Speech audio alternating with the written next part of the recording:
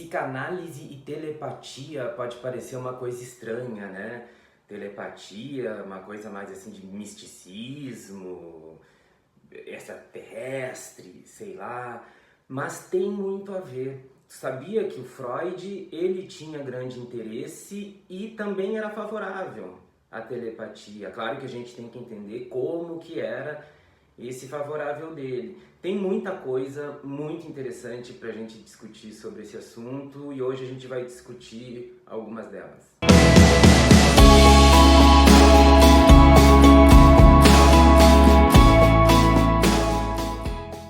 Eu já falei em outras conversas que eu citava a telepatia e eu dizia, a gente vai ter que ter ainda uma conversa sobre isso.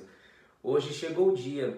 Vai ficar claro aqui no decorrer o porquê que eu tenho interesse por esse tema. O Freud tinha interesse também. Aliás, às vezes que eu citei a telepatia, foi nesse sentido, desses interesses que o Freud tinha por esses assuntos mais marginais, digamos assim. Como era o sonho na época dele, né? O estudo do sonho não existia, não tinha como a gente tem hoje. O Freud tinha esse comportamento que eu acho essencialmente científico, de uma curiosidade infantil, de ter interesse pelos fenômenos. Tem esse fenômeno, vamos ver o que ele é, do que ele se trata. Não quer dizer que vou concordar, que vou aceitar, que vou inserir esse fenômeno na minha teoria, mas ele tinha esse interesse. O Freud, na verdade, isso é outra coisa que eu estou anunciando, de a gente ter uma conversa sobre a personalidade do Freud, que ela é muito interessante, porque o Freud tinha ao mesmo tempo esse estilo de vanguarda, né, de estar bem à frente do seu tempo, e um estilo conservador. Cientificamente falando, ele seguia as pautas da ciência da época dele, ao mesmo tempo que ele rompia completamente os limites dessa ciência. E a telepatia foi um tema que ele se interessou e ele escreveu sobre a telepatia. Na verdade, é outra época, né? Mas Newton era um cientista que tinha muito interesses em alquimia, em assuntos desse tipo também, que geralmente em biografias ou quando falam do Newton, esses interesses dele são meio que deixados de lado, sabe? Como se fossem queimar o filme dele. Mas por isso que eu acho essa posição do Freud muito científica, no sentido que ela não é bitolada. E ele escreveu artigos sobre a telepatia. São 4 textos que ele tem, né? Tem outros que a gente poderia dizer que falam uma coisinha aqui e ali, mas ele tem 4 textos que são sobre o tema. Eu vou falar rapidamente dos 4, só para dar uma geral até da história deles, que eu acho que diz muito sobre o tema, sobre o interesse do Freud pelo tema. O primeiro texto que ele escreve sobre o assunto é de 1921, Psicanálise e Telepatia. É um texto muito bom, tá? Mas aí tem coisas muito curiosas na elaboração e na divulgação dele até. Quais são essas coisas curiosas? Bom, a primeira é que assim, o Freud ele coloca, ou ele anuncia, pelo menos no texto, 3 exemplos que ele fornece para debater as questões que ele quer debater, que logo logo a gente vai ver quais são. O terceiro exemplo, que ele mesmo diz que seria o melhor, não sei se é ele que diz que seria o melhor ou eu que acho que seria o melhor, por causa dos meus interesses, mas que é um exemplo daquelas questões de quando o paciente fala coisas que o analista está vivenciando. Entende? Tem esse tipo de encontro meio misterioso, né? Da onde que veio essas ideias ou como que ele ficou sabendo disso. É uma coisa muito parecida também que o Jung fala naquele livro dele da sincronicidade. Claro que o Freud não está citando Jung, eu acho que Jung nem tinha escrito esse texto ainda. Com certeza não, mas não importa. Mas o que tem esse terceiro exemplo? É que quando o Freud está, escrevendo o texto, quando a gente está lendo, daí ele diz assim, que ele tinha esse terceiro exemplo, que era muito bom, só que ele esqueceu.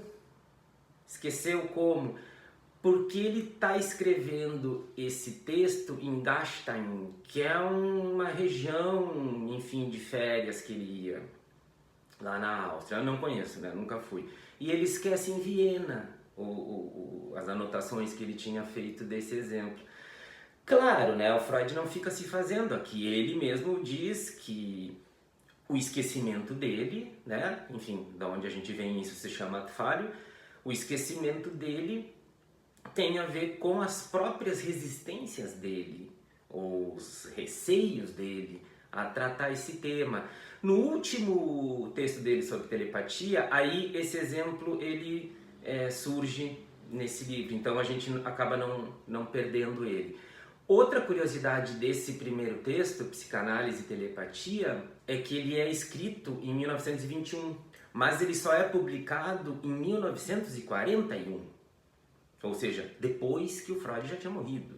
O Freud morre em 39, ele é publicado em 41. O que eu estou chamando a atenção, porque vão ter outras curiosidades sobre os outros textos também, é que esse tipo de coisa não é por acaso. Por que esse texto, que é sobre esse tema, ficou para depois? Não foi publicado quando foi escrito. O segundo desses textos do Freud se chama Sonhos e Telepatia. Freud não era muito criativo para dar os títulos a esses textos, né? Eles são meio todos com o mesmo título. Eu não posso falar muito que o título da nossa conversa aqui não é nada criativo também. Além de não ser nada criativo, é uma cópia dos títulos do Freud, né? Então eu tenho que ficar quietinho em relação a isso. Mas é Sonhos e Telepatia, de 1922. Esse texto, aí sim, ele foi escrito e ele foi publicado tudo bonitinho. Agora, eu não estou desencorajando ninguém a ler, bem pelo contrário. Só que, ainda mais se a gente for comparar com os outros textos do Freud sobre o assunto, ele é bem ruim, soço, sem graça. Eu não sei nem se dá pra dizer que o Freud fica em cima do muro, parece que ele nem sobe no muro, sabe? Uma coisa assim de não se posicionar, de tentar ajeitar as coisas, um modo meio político chato. É o tipo do texto que tu termina de ler e tu pode se perguntar, tá, mas e aí? O que se tira daqui? Que conclusões que a gente tem?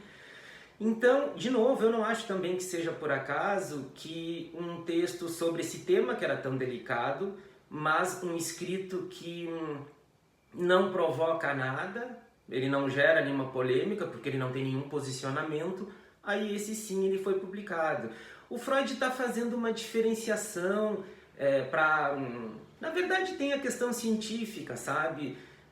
De separar os sonhos da telepatia, então ele coloca que os sonhos eram uma coisa interna, a telepatia uma coisa externa. É um pouco até parecido com o que ele faz no último capítulo do Psicopatologia da Vida Cotidiana, que ele vai diferenciar a psicanálise, né, os atos falhos, esse tipo de coisa, de coisas que ele queria afastar, como o tema do meu interesse, que é o acaso. Ele também faz essa diferenciação de um ser interno, outro ser externo, e sendo externo não importa pra gente. O terceiro texto que o Freud escreve sobre o tema é de 1925, e ele também tem uma historinha interessante por trás dele. É um texto chamado Algumas Notas Adicionais sobre a Interpretação do Sonho como um Todo. Ele é um texto que tem 3 ensaios. O terceiro ensaio se chama O Significado Oculto dos Sonhos, e que aí ele vai falar de novo sobre telepatia, sobre essa coisa toda. Qual é a curiosidade que esse texto tem? Ele foi escrito em 1925, como o próprio título diz, né, notas adicionais sobre a interpretação de sonhos. Então, ele era para ser um tipo de adendo do grande livro do Freud, A Interpretação de Sonhos, lá de 1900.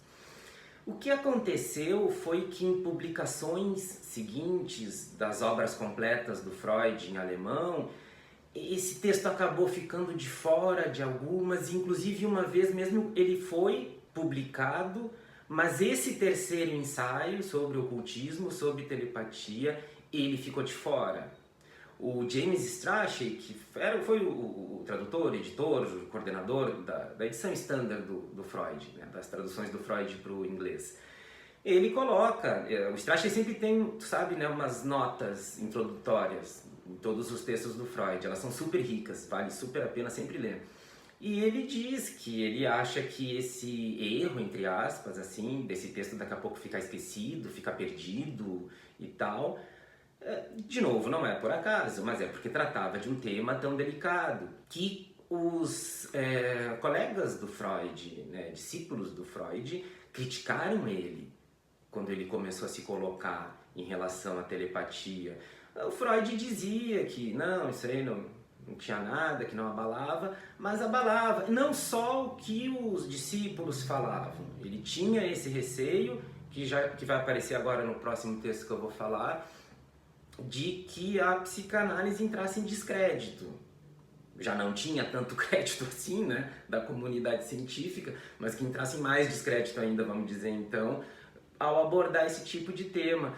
O Lacan, no seminário 21 do Lacan, Le Nom du Père, que ele não tem tradução oficial, eu acho, né, para o português, mas ele seria alguma coisa, os não tolos erram, não tolos vagam.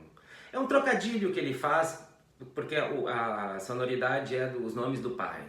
Né? Mas enfim, os trocadilhos do Lacan não é o que interessa agora.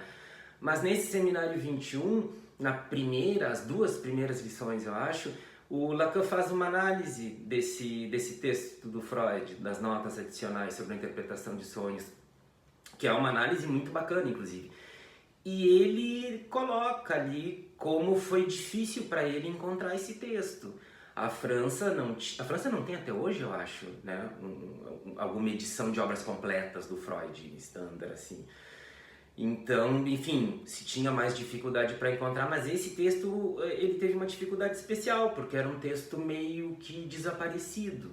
De novo, eu estou fazendo essa conexão do desaparecimento do texto, ou desse ensaio especificamente, e o tema que se tratava. E o último texto que o Freud escreve, que eu acho que a gente poderia dizer com certa tranquilidade até que é o melhor dos quatro, é de 1933, as novas conferências introdutórias da psicanálise. É a conferência 30, chamada Sonhos e Ocultismo. E por que ele é o melhor? Eu acho que talvez o principal motivo, que o Strachey fala também nas notas introdutórias dele, acho que nem é desse texto, é de um anterior, que nesse ponto o Freud já não estava mais tão preocupado com os danos que ele tratar de telepatia poderia causar. Porque ele tinha, né, num texto anterior desses que eu estou falando, ele chega a dizer da grande ameaça que a telepatia poderia ser para a psicanálise, né? A ameaça é porque a gente tinha aquela concepção de ciência determinista, mecanicista, e daqui a pouco tu está falando de telepatia. Quer dizer, era uma coisa arriscada e ele tinha receio. 1933, eu acho que a partir de 1920 já né? Mas é todo um período assim que eu adoro do Freud, porque ele está muito mais livre. Ele ainda tem preocupação com essas coisas, ele ainda luta por essas coisas, mas ele meio que deixou de se preocupar com muitas delas. Então, assim, tem interesse na telepatia, acha que isso aqui pode ser importante, vamos lá, não tem essa. Tanto que daí esse texto, ele é o melhor por isso, né? E faz com que o Freud esteja bem mais solto e faz com que ele traga muito mais informação, faz com que ele traga muito mais discussões de fato interessantes, e aqui ele tem um total posicionamento a favor da telepatia. E inclusive, tem um trecho mais longo que eu vou ler daqui a pouco mais, inclusive fazendo crítica a quem, enfim, tem preconceito ou não acha que é uma besteira falar disso, que não deveria ser tratado e tal. Então, é uma posição bem contundente dele nesse sentido. Agora, mas então, qual era esse posicionamento do Freud, que eu falei ser favorável? Isso é importante da gente ter bem claro, tá? E eu acho que a gente pode começar pelo que não é o posicionamento dele.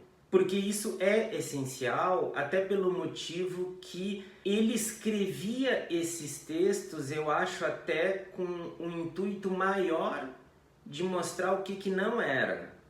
de fazer, como ele faz com relação a tantos outros temas, a separação desse tema, no caso a telepatia, com a psicanálise. Então, primeiro lugar, e que eu acho que é o principal também, é a questão da premonição. Tá? E aí por isso que ele fala tanto dos sonhos também. Na interpretação dos sonhos ele já dizia que não existem sonhos premonitórios, que é uma coisa histórica, né? Que as pessoas têm, que a gente tem até hoje. Muita gente tem a ideia, tem a coisa clássica do jogo do bicho, né? Mas assim, de sonhar com algum acontecimento e achar que aquilo vai acontecer, enfim, né? De prever o futuro. Isso o Freud sempre colocou que não tem, que não existe. Eu concordo, porque eu também acho, até porque, fazendo um pequeno parêntese, se a gente aceita que pode ter uma previsão de futuro, tem duas questões envolvidas aí que se complementam. A primeira, ela é temporal, ou seja, a gente acredita que o tempo ele é linear, né? A segunda é que, e era bem a ideia da ciência do Freud, e uma ideia que até certo ponto ele banca também, que é a ideia determinista. É uma ideia newtoniana, que Laplace, o físico muito famoso na época, que ficou famoso pelo demônio de Laplace, que ele colocou que se a gente conhecesse todos os dados de uma situação, a gente poderia prever passado, presente e futuro, porque está tudo marcado. Então, se a gente acredita em sonhos premonitórios ou coisas do tipo, a gente acredita nesse tipo de pensamento. Não é o pensamento que eu acredito. O Freud, inclusive, no finalzinho da interpretação de sonhos, ele fala que os sonhos não tratam do futuro. Os sonhos vão tratar do presente, do passado, mas não tratam do futuro. Aí eu discordo dele, não vou tratar disso hoje, tá? Aí a gente precisa de toda uma outra conversa para isso. Eu acho que os sonhos tratam do futuro, sim. Mas eu concordo com Freud que eles não tratam do futuro nesse sentido de previsibilidade, de prever o futuro, prever algo que vai acontecer. Esse eu acho que é o principal ponto do Freud nesses textos quando ele fala de telepatia, ou seja, não estamos falando de uma previsão do futuro.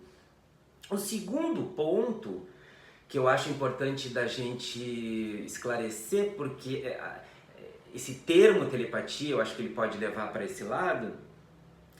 Telepatia, tá? A gente não está falando sobre conversas completas, conscientes, que não se utilizam da palavra.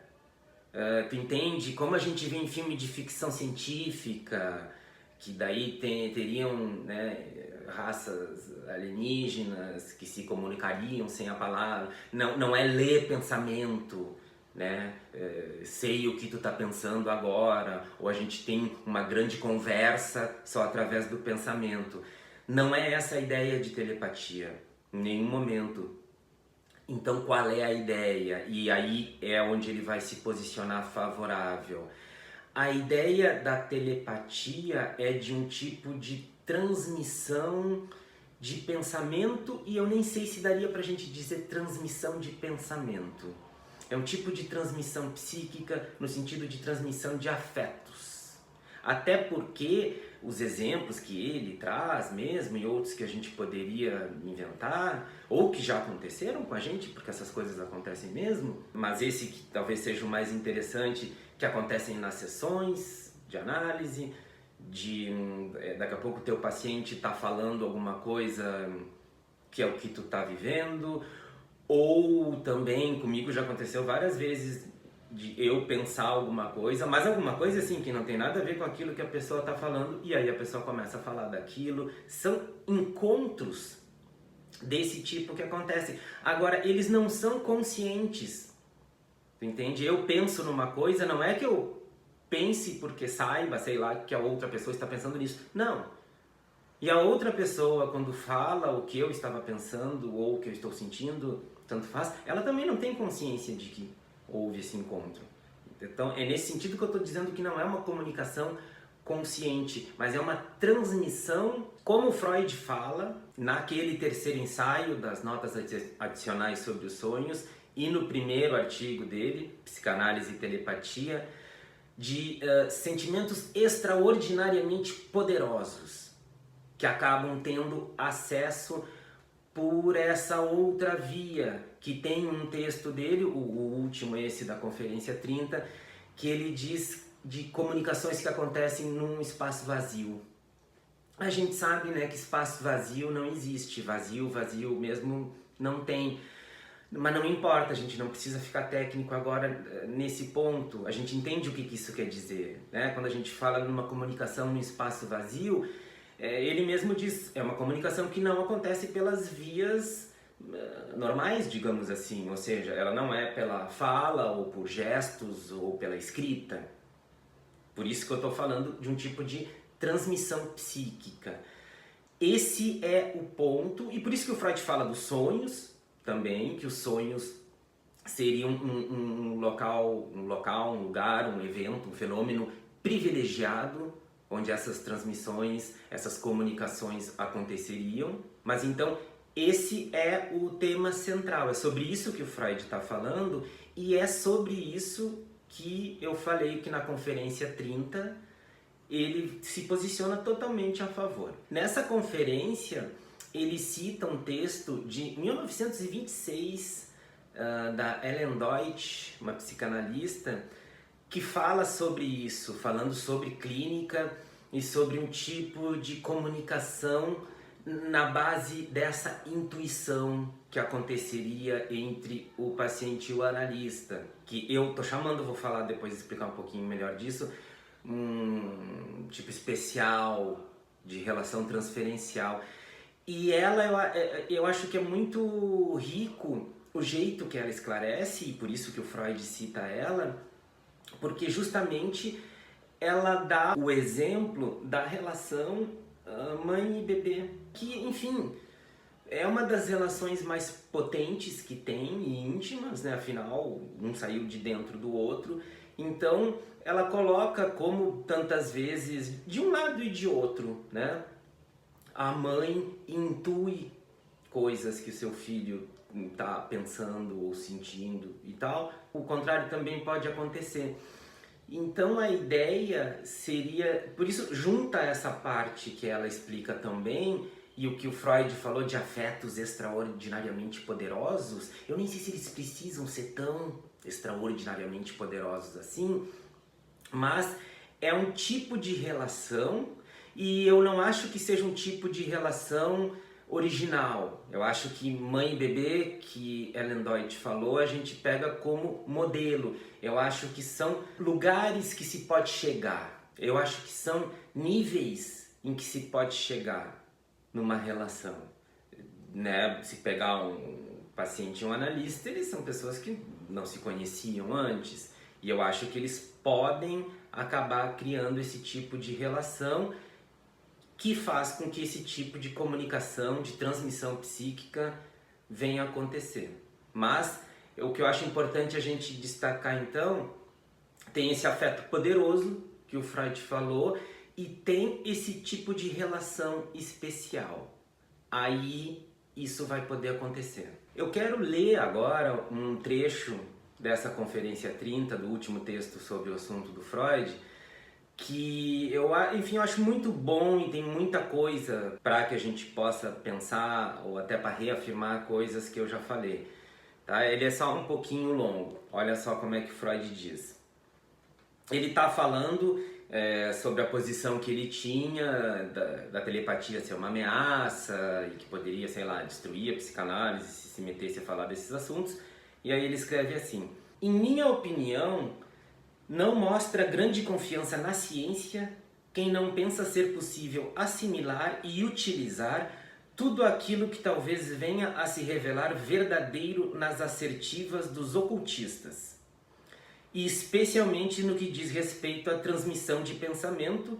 Ela parece realmente favorecer a extensão do modo científico, ou como dizem nossos opositores, mecanicista, de pensamentos aos fenômenos mentais que são tão difíceis de apreender. Então, isso tem a ver com aquilo que eu falei lá no início, né, do posicionamento científico dele, assim, tipo de posicionamento científico que eu concordo. Ele segue dizendo assim: supõe-se que o processo telepático consiste num ato mental que se realiza numa pessoa e que faz surgir o mesmo ato mental em outra pessoa. Aquilo que se situa entre esses dois atos mentais facilmente pode ser um processo físico. Olha que interessante. No qual o processo mental é transformado em um dos extremos e que é reconvertido, mais uma vez, no mesmo processo mental no outro extremo. Ele está fazendo essa analogia aqui, é uma analogia física, porque eu vou falar um pouquinho ainda sobre física, e isso aqui é mais uma das tantas e tantas provas que tem, que essa sempre foi a base do Freud. Física biológica, química, muito mais do que outras que se utilizam ou que meio que se adonaram da psicanálise tempos depois. Ele segue: a analogia com outras transformações, tal como ocorre no falar e ouvir por telefone, que era uma grande novidade na época, seria então inequívoca. Imaginem só se alguém pudesse aprender esse equivalente físico do ato psíquico. A mim haveria de parecer que a psicanálise, ao inserir o inconsciente entre o que é físico e o que era previamente chamado psíquico, preparou o caminho para a hipótese de processos tais como a telepatia. Olha só que coisa, né? Basta que a pessoa se habitue à ideia da telepatia para que possa realizar muita coisa com ela. Por enquanto é verdade apenas na imaginação. É um fato bastante conhecido que não sabemos como se realiza o propósito comum nas grandes comunidades de insetos, né? Como que eles se comunicam. Possivelmente se faz por meio de uma transmissão psíquica direta desse tipo. É-se levado à suspeita de que esse é o método original, arcaico, de comunicação entre indivíduos e que no decurso da evolução filogenética foi substituído pelo método melhor de dar informações com auxílio de sinais captados pelos órgãos dos sentidos. O método anterior, esse arcaico filogenético, contudo, poderia ter persistido nos bastidores e ainda ser capaz de se pôr em ação sob determinadas condições aquelas que eu falei. E vou falar mais agora daqui a pouquinho. Por exemplo, em multidões de pessoas apaixonadamente excitadas, Freud já falou disso, a gente sabe como a capacidade intelectual e um tipo de afloramento mais afetivo acontece quando as pessoas estão em grupos. Aí ele termina falando assim: tudo isso ainda é incerto e pleno de enigmas não solucionados. Não há, porém, razão para temê-lo, como Freud já havia temido tanto. Então, uma outra coisa importante que eu acho que surge disso que o Freud falou, é muita coisa importante, né? Mas esse tipo de comunicação original, arcaica e que sobrevive nos bastidores, que ele disse, por que eu estou chamando a atenção disso? Porque a gente sabe que pacientes mais regressivos, eles sacam muito mais as coisas das pessoas. Quando tu atende as pessoas, assim, pacientes regressivos ou que estão em um processo muito regressivo, eles sacam muito mais os teus afetos, assim como as crianças percebem muito mais também. Isso é uma verdade, só que eu acho que o que a gente está tratando aqui, ou a maneira como eu vejo, isso continua sendo verdade, mas não é um privilégio de estados regressivos. Fosse assim, o analista mesmo teria que sempre estar num estado regressivo. Então, eu acho que não se trata disso, de tu ter que ter alguma psicopatologia que seja regressiva, né? Mas eu acho que são estados que daí eu não sei, a gente teria que ver, talvez a gente possa chamar de regressivos, que pode se atingir de acordo com determinada relação, de como que a gente conduz, do que acontece, de como se cria em determinada relação. Obviamente eu estou pensando na relação analítica. Acontece na nossa vida, no dia a dia, né? Mas eu estou pensando no atendimento, eu estou pensando dentro do consultório. que tem a ver com o que eu falei antes daqueles dois pontos. O afeto extraordinariamente potente que o Freud falou e um tipo de relação, ou mais ainda, momentos dessa relação, momentos que se estabelecem nessa relação que permite com que esse tipo de fenômeno aconteça. Tu já tá, eu acho, né, percebendo que eu tô falando de acaso, porque permitir que aconteça não é que a gente, sei lá, arme toda uma coisa para que isso acontecer, como se a gente tivesse algum tipo de poder para que isso acontecesse ou não acontecesse. Não, eu tô falando que se cria, de certa forma, as possibilidades para que isso aconteça. E eu diria para que o acaso aconteça. O acaso ele aconteceria de qualquer forma, né? Mas eu estou falando especificamente desse tipo de fenômeno agora. Isso leva a uma coisa que eu chamo de superposição emaranhada psicanalítica. Que expressãozinha complicada é essa, né? Mas eu vou explicar. Ela é inspirada e eu me utilizo de conceitos da mecânica quântica. Como tem um trechinho ali do Freud que eu li, a física de forma geral, mas no caso a mecânica quântica, que é a teoria científica mais bem sucedida da história, ela é o melhor caminho, é o mais adequado para a gente usar para falar de psicanálise. Muito mais adequado do que, sei lá, algumas filosofias aí que em alguns campos parece que ficaram obrigatórias.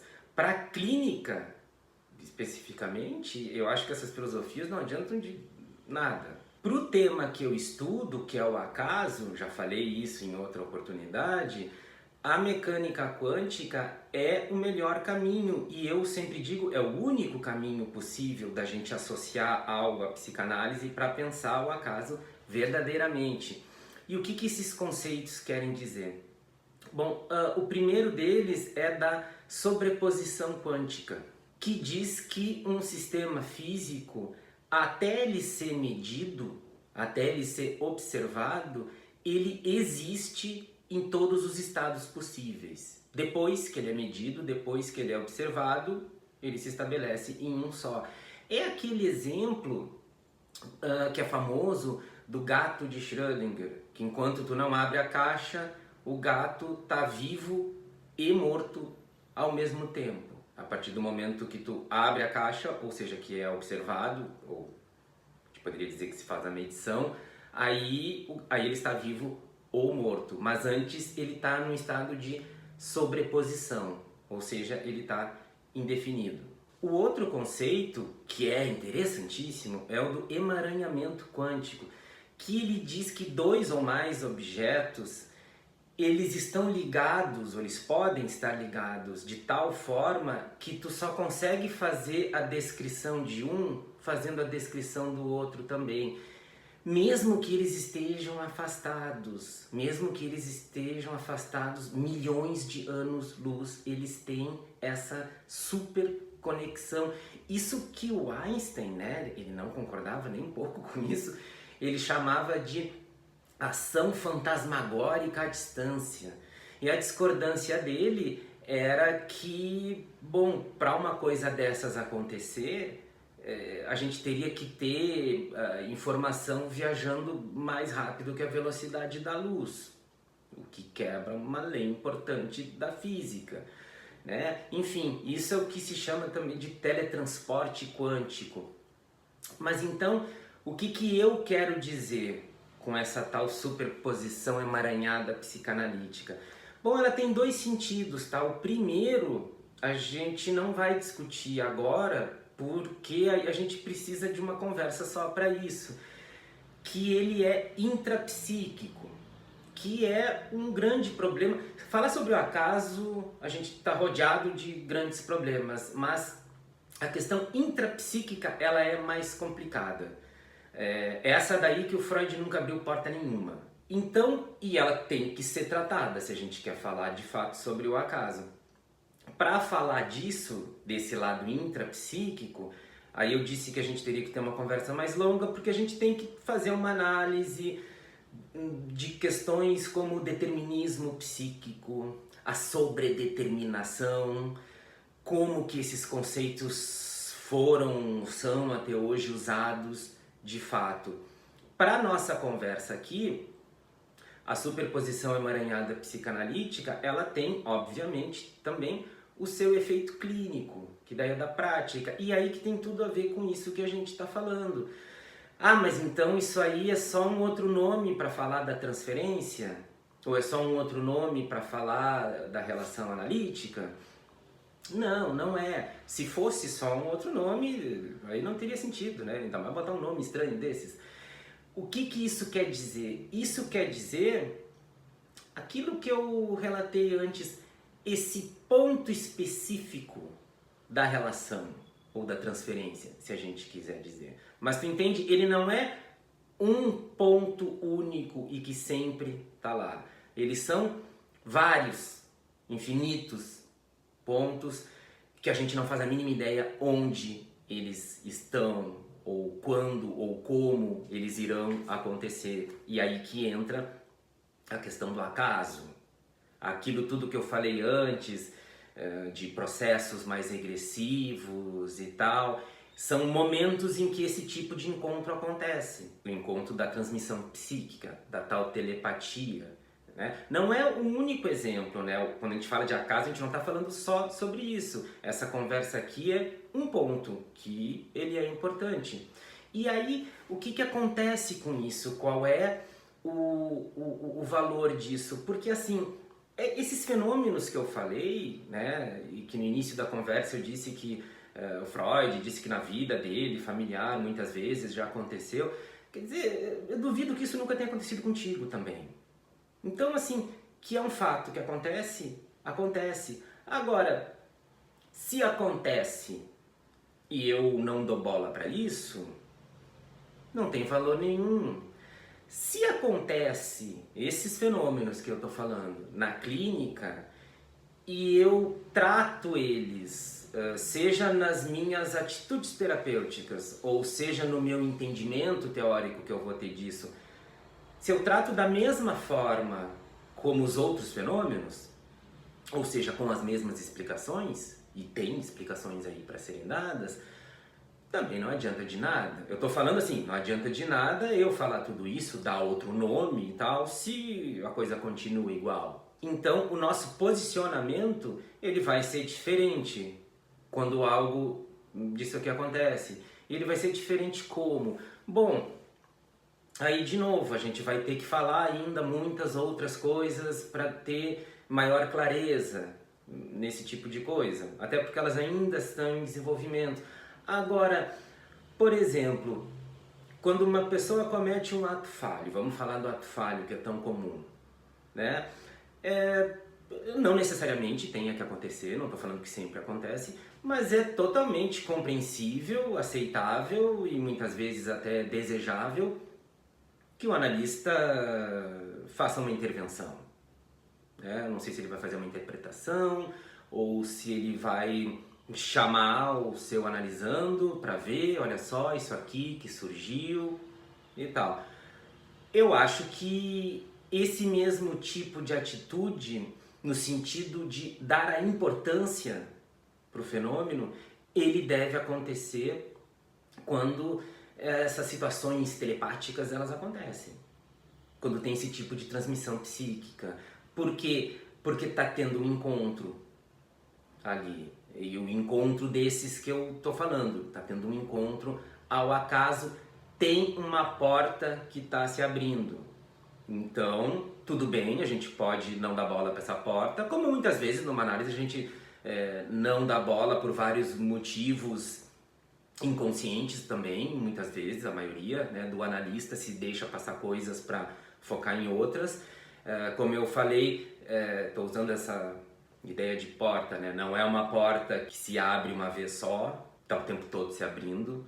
Eu tenho uma crônica no meu site, eu vou deixar até aqui, que é sobre o cavalo encilhado. O cavalo encilhado ele não passa uma vez só, ele está passando o tempo inteiro. Então aí a gente tem que intervir, a gente tem que dar a importância para isso. Agora, não só o como se faz, mas para onde que isso leva, isso vai ficar para outro momento também, porque para ser coerente com tudo que eu estou falando, nos leva para lugares diferentes. Não é para os mesmos lugares, não é para conteúdos reprimidos e nem para nada. Aí entra o que eu falei lá no início, que eu acho que sonho trata sim de futuro. Tem futuros aí por trás dessas portas. Não futuro no sentido de prever o futuro, tá? Mas enfim, é que se eu começo a falar muito disso agora, daí eu vou só ficar chutando informação solta e não vai fazer sentido. O objetivo hoje aqui era falar sobre esse interesse do Freud na telepatia, sobre os textos que ele escreveu, como que o assunto foi tratado e dar uma marcada boa nessa história de transmissão psíquica, tá? Porque eu acho que eu pude falar agora no fim da importância que tem para mim e dar algumas noticiazinhas de desdobramentos que a gente ainda vai ter sobre esse assunto por aqui. Eu espero que tu tenha gostado, eu sempre gosto dos nossos debates. Deixa um comentário, deixa um like, segue o canal, dá sugestões também, participa da forma que tu quiser e a gente se vê depois. Até mais!